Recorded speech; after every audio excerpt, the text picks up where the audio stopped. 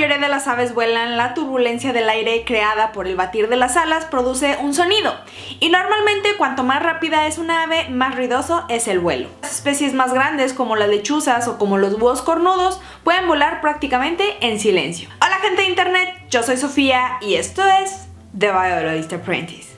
Los búhos y las lechuzas tienen alas grandes en relación con su masa corporal, lo que les permite volar a una velocidad inusualmente lenta y planear sin hacer ruido. Además, la estructura de sus plumas sirve como silenciador. Las estrías en forma de peine que se encuentran en el borde de las plumas del ala rompen las turbulencias del aire que suelen crear un sonido como de silbido. Esas pequeñas corrientes de aire se amortiguan aún más gracias a una textura aterciopelada exclusiva de las plumas de las lechuzas y a un suave fleco en el borde de la salida del ala. Estas estructuras agilizan el fluido de aire y absorben el sonido producido. De hecho, las estructuras que amortiguan el sonido no evolucionaron por casualidad. El vuelo silencioso es claramente crucial para la supervivencia de muchos búhos y hay dos hipótesis que intentan explicar esta capacidad. Primero tenemos la hipótesis de la caza furtiva, que sostiene que los búhos vuelan de forma inaudible para que las presas no las oigan llegar y tengan menos tiempo para escapar.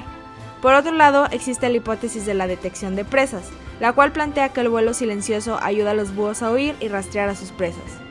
Si están tratando de llegar a su próxima comida, como un ratón o un topo que se escabulle silenciosamente por el suelo en la oscuridad, no querrán que el ruido del batir de sus alas impida su propia capacidad auditiva.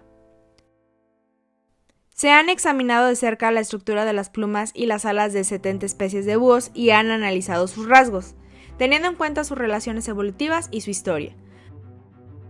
Para cada especie se fotografió el peine de los bordes, la franja dentada que corta el ruido en las plumas y con la ayuda de un programa de análisis de imágenes se midió la anchura y la longitud de cada cresta, entre otras características, y en general cuanto más ancho es el peine, menos ruido hace el ala al aletear.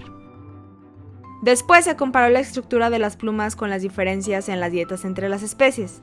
Dado que los búhos están presentes en todos los continentes excepto en la Antártida, ocupan una gran variedad de nichos ecológicos y comen muchos tipos de presas diferentes. Según la hipótesis de la caza furtiva, se espera que los búhos que cazan organismos que oyen bien, como los mamíferos, tengan mayores características asociadas al vuelo silencioso, y los búhos que cazan presas que no oyen bien, como los insectos, y presas que no pueden oírles acercarse, como los peces, deberían tener disminuidas las características que ayudan al vuelo silencioso. Hasta ahora lo que se sabe es que los búhos que comen peces tienen crestas más estrechas, lo que significa que sus plumas hacen menos ruido en comparación con los búhos que comen otro tipo de presas. Algunos, como el cárabo o el tecolote llanero que se alimentan de insectos, apenas tienen peines en sus plumas. También se descubrió que los búhos que cazan mamíferos tienen una mayor anchura de cresta en comparación a los búhos que cazan insectos, y estos resultados apoyan a lo que se conoce como la hipótesis de la caza furtiva.